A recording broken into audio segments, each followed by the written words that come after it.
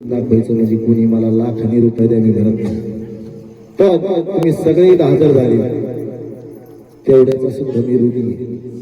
जे नाही आले ते पुढे बघू काय पण तुम्ही जेवढे आले तेवढ्यावर माझ्या कन्हैया बाबाची, माझ्या येडामाईची, लखाबाईची, रेणुकाची सतत कृपा राहावं. तुम्हाला पुरवलं आयुष्य एवढे माझ्या भजनी प्रार्थना. तुम्ही आले कार्यक्रम हा सगळ्याचं मिळून असतो, बरोबर कसं नसतं. अरे दिल्या घेतल्या पाणी तुम्ही किती दिला तरी मला कमी, तुमचा रुपये मी माझ्याजवळ ठेवला नाही. सगळा आला तसा कार्यक्रम म्हणून आज गर्वाने सांगतो इथं पाथर्डीत गुरुपौर्णिमा जर साजरी होत असेल तर फक्त तुषार आराध्याच्या घरी गुरुपौर्णिमेचा आकडा गेला 80,000कडे. 1 रुपयाही मागला 80,000 रुपये खर्च आला. आपल्या आदिमाय शक्तीचा सुद्धा पूर्ण काय असेल नसेल तो सगळ्या शिष्याने मिळवला. माझ्या बदल तरी अजून रुपये त्यात मी घातला. मग अशी स्वयंपाक 250 माणसाचा केला आपण, 350 माणसं जेवलेलं चांगलं असतं. पण गुलाबजाम बसवले होते म्हणलं आपल्याला तर जिलेबी आणायला. जिलेबी आणायला निघालो चितळे मावशी 350 रुपये ती आई समोर उचलली, त्याची जिलेबी घेऊन आली. तेवढीच पैसे म्हणून घेतल्या पाणी बाई पुराणा बावडीचा माझ्या वर केडवालीचं गोड बोल आवडीचा देवीचं गोड बोल.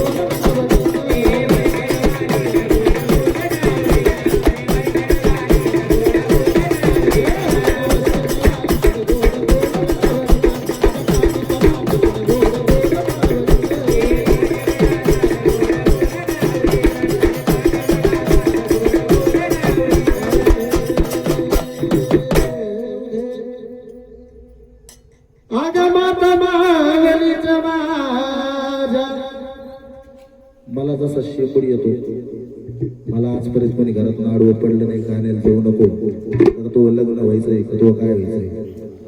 तर जगदंबीने आजपर्यंत जशी घरात तोल टाकला कशाचीच कमतरता भासून दिली नाही, उपाशी कधी ठेवलं नाही. त्या जगदंबीचे आपल्यावर उत्तर येत. आज मला अंतकरण दाटून येतंय, माझं वय चालू आहे 31.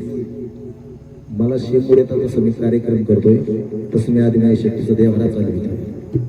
पण जशी सुधारणा आज झाली तशी इथून माग झालेली नव्हती. त्याच्यामुळे अंतकरण दाटून म्हणून निघाले.